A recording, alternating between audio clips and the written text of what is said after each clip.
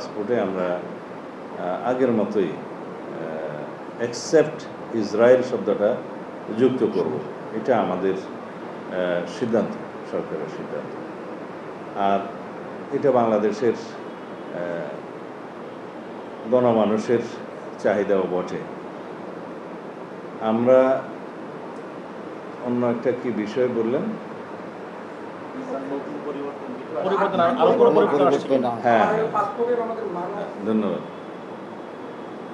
পাসপোর্টে আরও বিভিন্ন বিষয় যেগুলো ভিসা পেজ থাকে আর কি, ওগুলোর মধ্যে বিগত ফ্যাসিবাদী সরকারের সময়ে একটা ব্যক্তিতান্ত্রিক চর্চা আমরা লক্ষ্য করেছি, যেটা বাংলাদেশের অধিকাংশ জনগণের এবং এদেশের কালচারকে প্রতিনিধিত্ব করে না।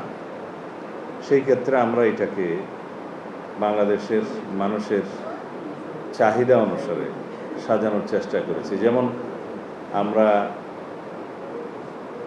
ভবিষ্যতের মুদ্রার মধ্যে আপনারা বীর শ্রেষ্ঠদের চেহারা দেখতে পাবেন, এটা অবশ্য অর্থ মন্ত্রণালয়।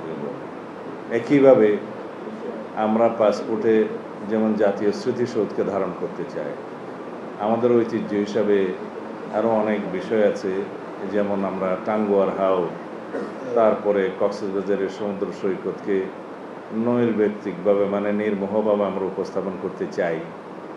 আগে আমরা দেখেছি এই সমস্ত কিছু কিছু বিষয় ওখানে থাকলেও সেটাকে একটা রাজনৈতিক দৃষ্টিকোণ থেকে ওখানে উপস্থাপন করা হয়েছে, সেখান থেকে আমরা বেরিয়ে আসতে চাই।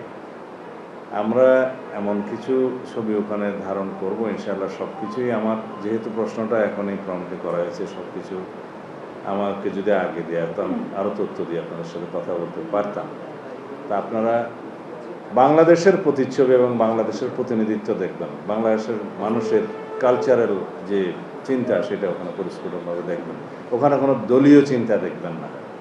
আগে যেটা করা হয়েছিল সব কিছুতে রাজনীতিকরণ বা রাজনৈতিক দৃষ্টিকোণ থেকে দেখা, সেগুলো ন্যাশনাল বিষয়গুলোতে থাকবে না, এটা আমাদের অঙ্গীকার।